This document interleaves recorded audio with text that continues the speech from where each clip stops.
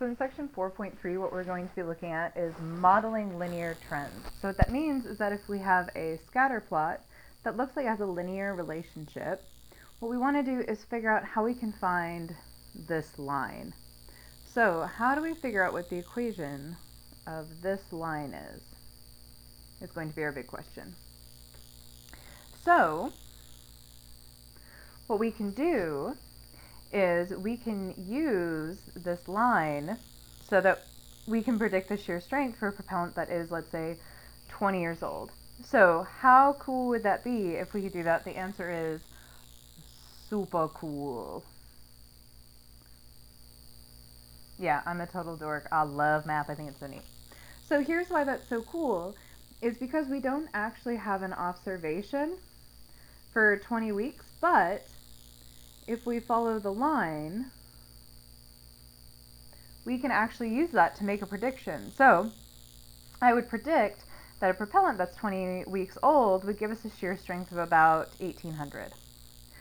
So let's review the equation for a straight line first. So a straight line has the equation y equals mx plus b. So you should be able to take an x value, plug it in, and then get your predicted y value out. So your m is your slope. That's also your rate of change.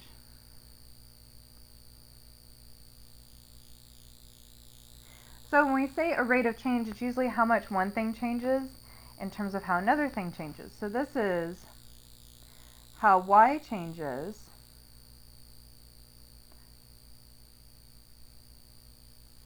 as x changes. This is going to be important, especially when we go to do a verbal interpretation of our variables. B, that's the y-intercept. But in the context, what that is the starting point. So this is going to happen when x equals 0. So when x equals 0, our y value will equal b. Our x variable is usually our independent variable.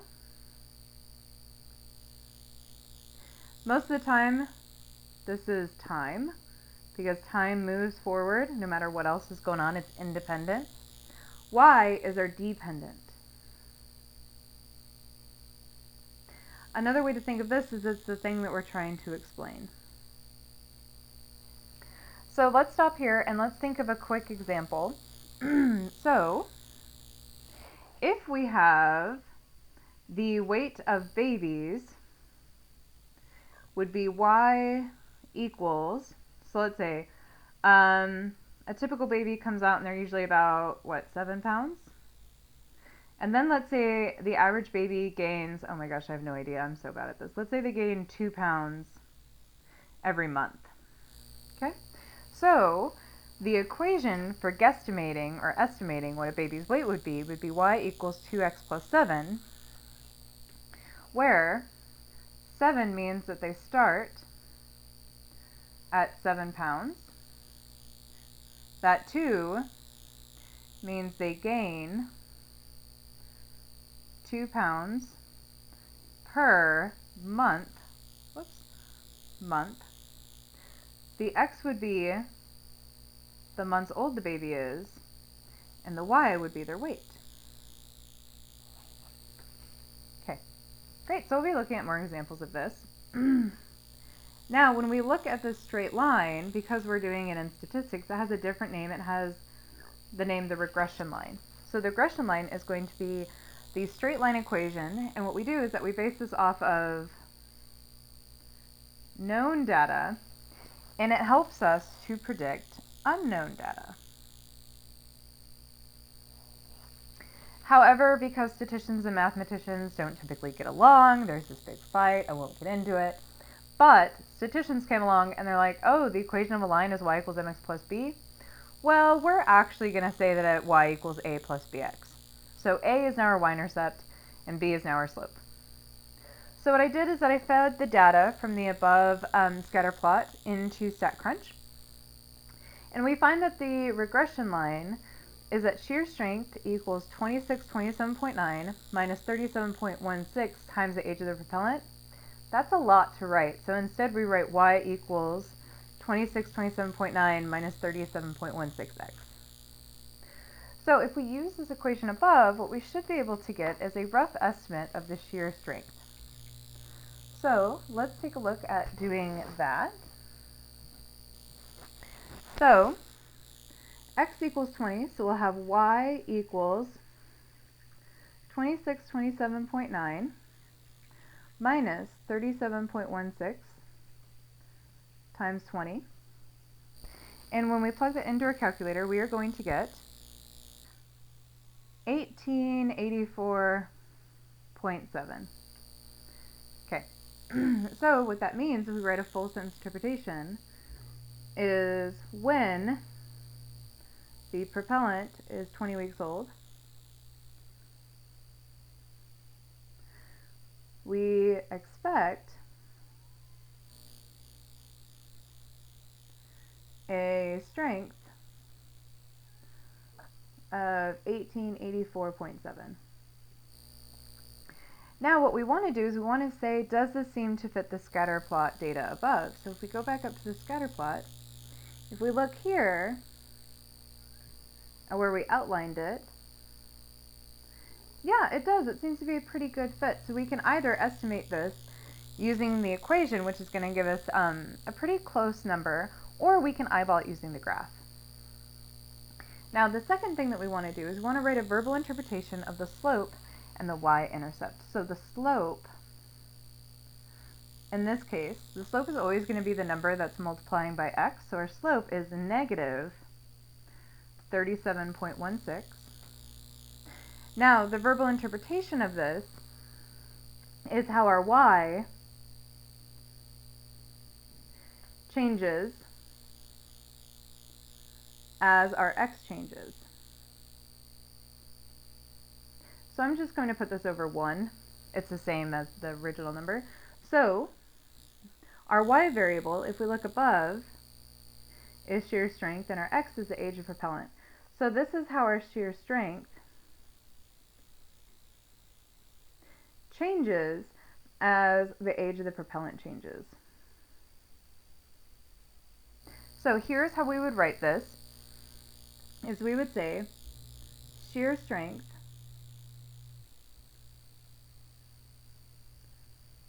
well, since it's negative, this means it's going to decrease by 37.16 as the propellant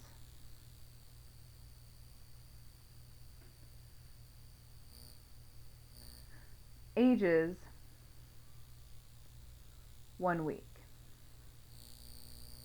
So that would be how we would relate the change in our y variable to our x variable. Now, for the y-intercept, that was 2627.9.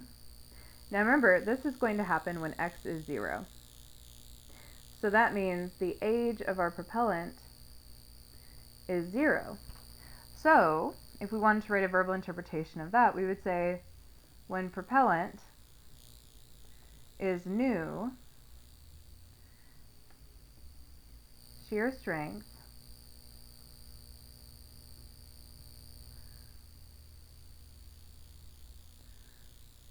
will be about, because remember this is an estimation, 2627.9. So when you're doing these problems and you have to write a verbal interpretation, it's really helpful to remember, oh, the definition is y changes over x changes. What is your y variable and what is your x variable? All right. Now, when we're finding the regression line, we're almost always going to use technology to do this. It's super incredibly tedious to do it by hand. But I'm going to show you guys how to do it using 5 variables, so kind of a quick and dirty way, and then I'm going to show you how to do it using StatCrunch. So the first thing is that the 5 variables that you need is that you need the standard deviation of your y variable, the standard deviation of your x variable, the average of both, and you also need the correlation coefficient. Once you have those, you are going to use them to find b, which is your slope, and then you're going to use that to find a, which is your y-intercept. you always have to find b before you find a. The reason is because you use b to find a. So then when you do that, you're going to end up with y equals a plus bx. So if we continue with our shear strength example using the propellant from above, we're given these 5 variables and we want to find b and we want to find a. So first off, b is going to be our r, which in this case is negative 0.95, times the standard deviation of our y, divided by the standard deviation of our x. So when we compute that, we are going to get negative 37.18, so if we rounded on 2 decimals. Now to find a, that is going to be our average y variable minus b, which remember that's a negative 37.18, times our x average. So when we calculate that number out, we are going to get a equals 2628.13. So we're almost in. We still need to write the equation in the form y equals a plus bx. So we'll have y equals 2628.13 minus, because our slope is negative, 37.18 times x. Great. Now what we want to do is that we want to use this formula in order to estimate the shear strength given a propellant that is 10 years old. So sometimes in story problems, it can be hard to know where the number goes and what means what. So remember, shear strength, that's going to be our y variable. And since we're trying to estimate it, that means we're like, hey, what's y equal? And the age of the propellant is 10 years old. And remember, age of the propellant is our x variable, so it says that x equals 10. So for the first part of this, what we are going to do for a is we're going to have y equals 2628.13 minus 37.18 times 10. So when we plug that into our calculator, what we are going to get is 2256.33. Now for part B, it asks what is the age of propellant, what is the age of the propellant we would need to use to get a shear strength of 2200. So this is asking what the age is, but it's telling us that y equals 2200. So when we set this equation up, we're going to have 2200 equals 2628.13 minus 37.18 x. So remember, we have to do the order of operations backwards. So this is a positive, so we have to subtract it from both sides.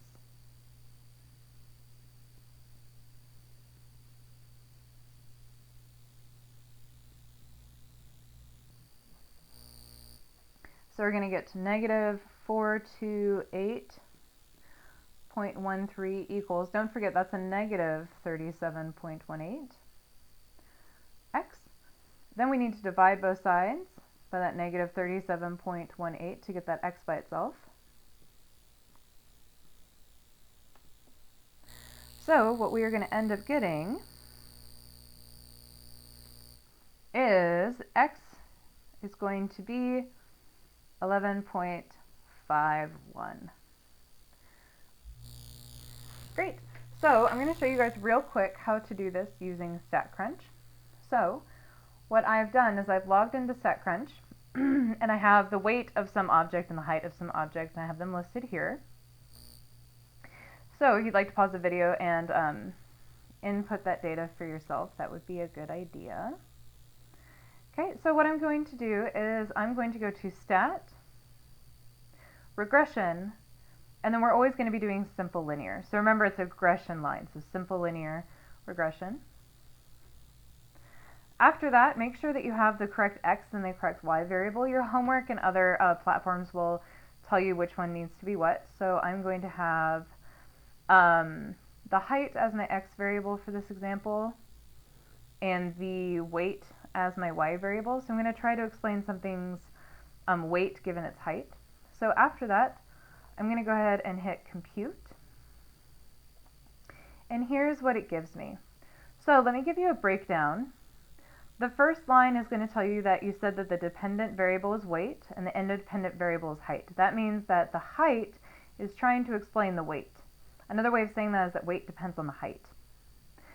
Okay, then the coolest thing of all time is that it's going to give you the equation.